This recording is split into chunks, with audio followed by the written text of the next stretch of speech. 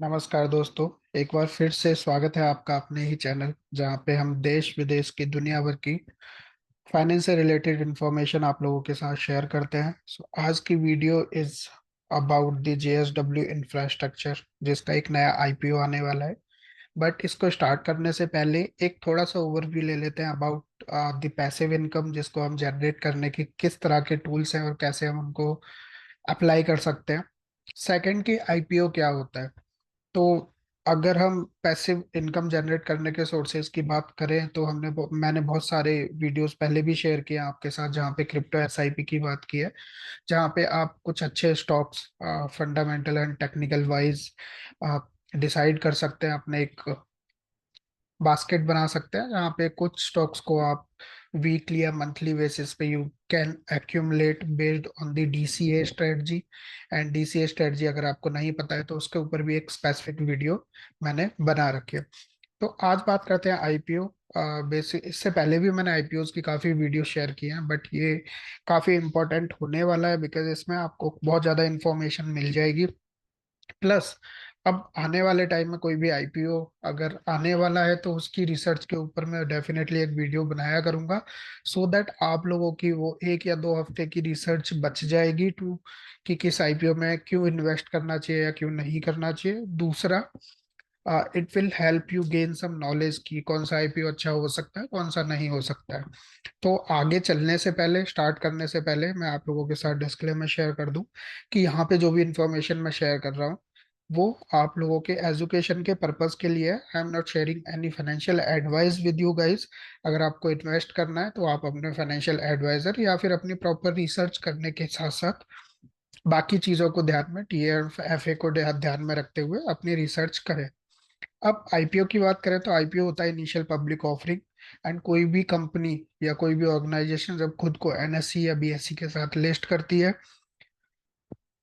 या फिर उनको फंड्स की जरूरत होती है तो वो वहां पे लिस्ट करते हैं। एंड इनिशियल पब्लिक ऑफरिंग का एक पूरा स्ट्रक्चर होता है जो कि हम आगे आने वाले वीडियोस में देखेंगे, आगे आने वाले चार्ट्स में देखेंगे। बट अभी के टाइम पे अगर मैं आईपीओस की बात करूं तो ये काफी अच्छा सोर्स है टू मेक इनकम, क्योंकि इसमें आपका मनी ज्यादा टाइम तक इन्वेस्ट नहीं रहता है। मोस्टली 1 हफ्ता या 2 या 3 दिन भी हो जाता है अब तो। एंड उसके साथ साथ आपने अगर प्रॉपर इंफॉर्मेशन, प्रॉपर रिसर्च की है तो आपको काफी अच्छे इम्प्रेसिव गेन्स फ्रॉम आईपीओज मिल सकते हैं। एंड उसके बहुत सारे ट्रिक्स भी हैं जिनको आप यूज कर सकते हैं just to apply in the IPOs. तो आगे चलते हैं, सबसे पहले देखते हैं कि रिटर्न्स क्या होते हैं आईपीओज में। और मैं रीसेंट सेक्टर की अगर बात करूं तो आप यहाँ पे देखेंगे ये रीसेंट आईपीओज हैं जो कि लिस्ट हुए हैं इन द मार्केट। एंड आप देखें तो मोस्ट ऑफ द आईपीओज ज्यादातर जुलाई, अगस्त और सितंबर मंथ के ही हैं प्रीवियस। जो यहाँ पे मैंने आपको जो भी टॉप 10 या 11 आईपीओज की यहाँ पे लिस्ट दी है ये सारे रीसेंट हैं एंड क्रोनोलॉजी में है। तो अगर हम देखें तो आर आर केबल इससे सबसे पहले रिसेंटली लिस्टेड आईपीओ था जिसका गेन्स था 15.62%। और ये गेन के टाइम की बात है, करंट गेन की बात मैं नहीं कर रहा हूँ। But it is just about कि आपने अप्लाई किस प्राइस पे किया था एंड उसके बाद जैसे ही वो मार्केट में लिस्ट हुआ तो क्या गेज था, हाई उसका लिस्टिंग रेट क्या था। जुपिटर लाइफ की बात करें तो 46%, 37% Ratnaveer precision, Rishabh 0.4, pyramid techno 5.87%, TVS supply 2.01। ऐसे ही कॉनकॉर्ड बायोटेक की बात करें 27.11%, एस बी एफ सी 61.77%, यथार्थ हॉस्पिटल 11.25%। देन नेटवेब टेक्नोलॉजी का जो आईपीओ था उसका लिस्टिंग गेन था 82.1%। उत्कर्ष बैंक की बात करें तो इसका लिस्टिंग गेन था समवेयर अराउंड 92%। तो अगर आप देखेंगे तो काफी अच्छे इंप्रेसिव गेन्स हैं। एंड ऑन एन एवरेज की बात करें तो आप आराम से 15 से 20% इसका एवरेज भी देखें तो कुछ में तो 50 to 90% भी गेंस देखने को हमको मिला है। तो काफी अच्छी अपॉर्चुनिटीज होती है आईपीओज, बस हमें उनको समझना होता है, थोड़ा रिसर्च करनी होती है, कंपनी की बैलेंस शीट देखनी होती है कि क्या अच्छा है या नहीं। तो इसी बेस पे अब हम देखते हैं कि जेएसडब्ल्यू का आईपीओ क्या है और इसकी सारी डिटेल्स क्या है। आप मोस्टली डेटा जो लिया है वो आप स्टॉक्स की रिसर्च टीम के वेबसाइट से यहाँ पे लिया गया है। बाकी बहुत सारे प्लेटफॉर्म से ये मैंने अपनी रिसर्च रिपोर्ट तैयार की है। तो जेएसडब्ल्यू इंफ्रास्ट्रक्चर का जो प्राइस बैंड होने वाला है दैट इज बिटवीन 113 टू 119 पर शेयर। इसके बीच में आप किसी भी बिड प्राइस पे सेलेक्ट करके आप एक लॉट खरीद सकते हैं। एक लॉट का जो साइज है दैट इज 126 शेयर्स। और इसकी जो डेट है 25 टू 27 सितंबर होने वाली है बिडिंग की। और बिडिंग जो स्टार्ट होगी 25 से, बिडिंग एंड होगी 27, यानी कि 25, 26 और 27 3 दिन के बीच में आप इस आईपीओ के लिए अप्लाई कर सकते हैं। अप्लाई करने के बहुत सिंपल तरीके हैं, काफी डिटेल्स तरीके हैं। अगर आपको नहीं पता है कि किसी आईपीओ में कैसे अप्लाई करना है तो आप डेफिनेटली मेरे को कमेंट बॉक्स में मेंशन कर सकते हैं या फिर मेरे को रीच आउट कर सकते हैं, and I shall be sharing the complete information with you on that. Minimum investment according to 113 का प्राइस अगर होगी तो 14,238 होगी, एंड एक लॉट में आपको 126 शेयर्स मिलेंगे। अब 27 के बाद जो अलॉटमेंट होगा, 3 अक्टूबर 2023 को शेयर्स का अलॉटमेंट का फाइनलाइजेशन होगा। रिफंड जो इनिशिएट होगा वो 4 अक्टूबर का होगा। जिसको भी शेयर्स नहीं मिले हैं, जिसको भी आईपीओ में अलॉटमेंट नहीं मिलेगा, उसने जो भी इन्वेस्टमेंट अपनी लगाई होगी उसको जो रिफंड होगा वो 4 अक्टूबर को इनिशिएट हो जाएगा। और 2 या 5 बिजनेस डेज में वो आपके अकाउंट में वापस रिफ्लेक्ट करने लगेगा।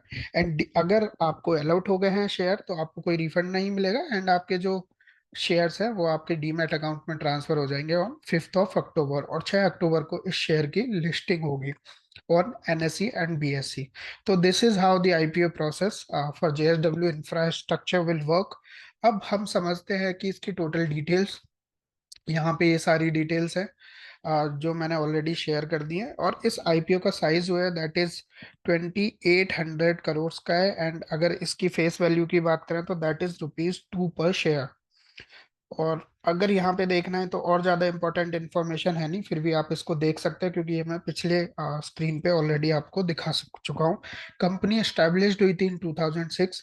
अगर फाइनेंशियल स्नैपशॉट की बात करें तो फाइनेंशियल्स कंपनी के काफी अच्छे हैं, और इस और ग्रे मार्केट में प्रीमियम भी काफी अच्छा चल रहा है। तो इससे उम्मीद लगाई जा सकती है कि इसका शेयर काफी अच्छे रेट पे, काफी अच्छे लिस्टिंग गेन पे लिस्ट हो सकता है। अगर हम फाइनेंशियल ईयर 21 की बात करें तो रेवेन्यू 1603 करोड़ था एंड नेट प्रॉफिट 284 करोड़ था। फाइनेंशियल ईयर 22 की बात करें तो 2273 करोड़ था गेन, एंड 330 करोड़ जो था नेट प्रॉफिट था। एंड आप अभी की बात करें, 23 की बात करें करंट फाइनेंशियल ईयर की, तो अभी तक कंपनी ने जो रिपोर्ट किया है विद आईपीओ फाइनलाइजेशन, 3194 का इनका रेवेन्यू है एंड 749 करोड़ का इनका नेट प्रॉफिट है। तो अगर आप देखें तो नेट प्रॉफिट काफी ज्यादा मार्जिन से बढ़ रहा है ईयर ऑन ईयर बिटवीन। तो ये काफी अच्छा हो सकता है फॉर द कंपनी क्योंकि इसकी बैलेंस शीट काफी अच्छी दिख रही है based on their revenue and net profit. अब अगर नेक्स्ट बात करें कि हमें क्यों अप्लाई करना चाहिए या क्या क्या स्ट्रेंथ्स है इस आईपीओ की, तो सबसे पहले जो स्ट्रेंथ है that is rapidly growing port related infrastructure company and second largest commercial port operator in India, operating 9 port concessions with an installed cargo handling capacity of 158 MTPA as of June 30th। Then second strength जो है company की that is multi modal evacuation infrastructure comprising a network of roadways, railways, mini bulk carriers and conveyor systems which enables it to provide customized supply chain solutions। Third strength की अगर हम बात करें तो predictable revenues driven by long term concessions, as port concessions are long life assets with concessions periods typically ranging between 30 to 50 years। So जो भी infrastructure लगता है, आपने देखा होगा पोर्टिंग के जो भी कंसेशंस होते हैं, बॉक्सेस होते हैं, हमने मालगाड़ियों पे भी देखे हैं, शिप्स पे भी देखे हैं जो कि माल ढोने वाले होते हैं। तो उनकी काफी अच्छी एज होती है। तो कंपनी का जो एक बार अगर कंपनी किसी भी इंस्ट्रूमेंट में अगर पैसा लगाती है तो वो इंस्ट्रूमेंट काफी लंबे समय तक चलता है। दैट मीन्स कि कंपनी में शॉर्ट टर्म में कैश यूजेस की जरूरत नहीं पड़ेगी टू मेक दीज एक्सपेंसेस। तो ये काफी अच्छा बिजनेस दिखने को लगता है। Then port concessions located closely to JSW group customers and industrial clusters, these advantage accounted for 64% of the total cargo handled in the 3 month period ended 31 June 2023 as it came from JSW Group customers and long-term third-party customers.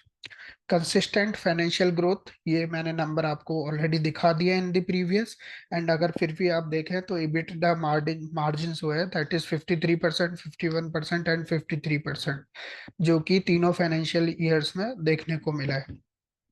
Diversified operations हैं company के, cargo profile है, geography and assets काफी ज्यादा diversified है, तो company में काफी अच्छी वैल्यू है, फेस वैल्यू है कंपनी की। नेट प्रॉफिट काफी अच्छे हो रहे हैं एंड रेवेन्यू भी काफी अच्छा जनरेट हो रहा है। अब अगर रिस्क की बात करें तो यहाँ पे हमें समझ में आता है कि has incurred a loss of rupees 45 crore in the 3 month period ending 30 June 2023, and many of its subsidiaries have incurred losses in financial 22 and 23.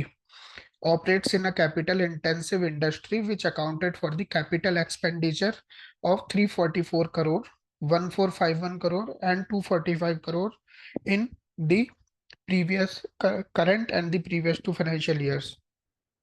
Substantial indebtedness making up total borrowings of 4,228 crore as of 30 June 2023। तो company का total debt या total borrowing इतनी है। And just to reduce this borrowing company ये IPO लेके आई हुई है, subject to extensive environmental and other related regulations and policies, exposed to exchange rate fluctuations as 15%, 16% and 15% of its total revenue from operations was received in foreign currency. So उसमें rates fluctuation की वजह से company को up या down हो सकता है इन the profit और in the margin. Experienced capacity utilization of 35%, 38% and 56%। That means कि कैपेसिटी यूटिलाइजेशन टोटली नहीं हो रहा है कंपनी का, लेकिन अगर ये टोटली हो जाता है तो कंपनी काफी अच्छे प्रॉफिट में हमको देखने को मिल सकती है। Operates a labor intensive business with 673 full-time employees and 4525 contract labor in India as of 30th of June। तो काफी इंटेंसिव है लेबर बिजनेस भी, एंड यहाँ पे सैलरी वगैरह का भी काफी कुछ है। तो these are the risk with this company and ये रिस्क अदर कंपनीज के साथ भी होते हैं, related to environment, related to labour and उसके अलावा बहुत सारी चीजें होती है, रेगुलेटरी एंड गवर्नेंस की भी चीजें होती हैं। तो ये सारे जो रिस्क होते हैं हमें हर एक कंपनी को देखने को मिलते हैं। लेकिन कंपनी की अगर बैलेंस शीट की बात करें, वर्क की बात करें, नेचर की बात करें, तो इट रिफ्लेक्ट्स वेरी गुड। तो अब ये आईपीओ लेना चाहिए या नहीं लेना चाहिए, इसके ऊपर I would not share any comment with you guys. But एक चीज और है कि मैं आपको नेक्स्ट स्लाइड में आप लोगों को दिखा देता हूँ कि जो established brokers end fund houses हैं उन्होंने क्या रेकमेंड किया है, क्या इस आईपीओ में इन्वेस्ट करना चाहिए या नहीं करना चाहिए। तो Asit C Mehta investment intermediates ने बोला है कि they will apply to this IPO. Axis capital ने कोई रेटिंग नहीं दी है। कैनरा बैंक सिक्योरिटीज लिमिटेड ने रिकमेंड किया है। Choice equity broking private limited ने रेकमेंड किया है। दिलीप धावड़ा ने रिकमेंड किया है एंड सुशील फाइनेंस लिमिटेड ने न्यूट्रल रेटिंग दी है to this IPO. I hope कि ये सारी इंफॉर्मेशन आपको हेल्प करेगी जस्ट टू अंडरस्टैंड कि क्या क्यों इतना इम्पोर्टेंट है एंड एंड इजी भी है just to make money in IPOs, अगर हम proper research and proper extensive information के साथ अपनी फंड्स किसी आईपीओ में इन्वेस्ट करते हैं तो। एंड ये काफ़ी अच्छा भी हो सकता है। एंड आई होप कि आपको ये रिसर्च पसंद आई होगी। अगर आपको वीडियो पसंद आई है तो आप वीडियो को लाइक करना ना भूलें एंड कमेंट बॉक्स में अगर आपके पास कोई भी इंफॉर्मेशन यू वांट कि आपको चाहिए, एडिशनल कोई भी इंफॉर्मेशन चाहिए, तो कमेंट बॉक्स में मेंशन करना ना भूलें। नेक्स्ट वीडियो में आज बिटकॉइन और कुछ अच्छे लेवल्स पे जो क्रिप्टो के कॉइन्स दिख रहे हैं उनका एनालिसिस करूंगा। एंड कल हम नेक्स्ट वीक के लिए स्टॉक मार्केट के जो भी अच्छे शेयर्स होंगे स्विंग ट्रेडिंग के लिए उनको थोड़ा हम एनालाइज करेंगे, एजुकेशनली टीए को देखेंगे, so that we will have an idea कि मार्केट में क्या चल रहा होगा। तो मिलते हैं नेक्स्ट वीडियो में, तब तक के लिए सेफ रहें एंड सुरक्षित रहें। धन्यवाद।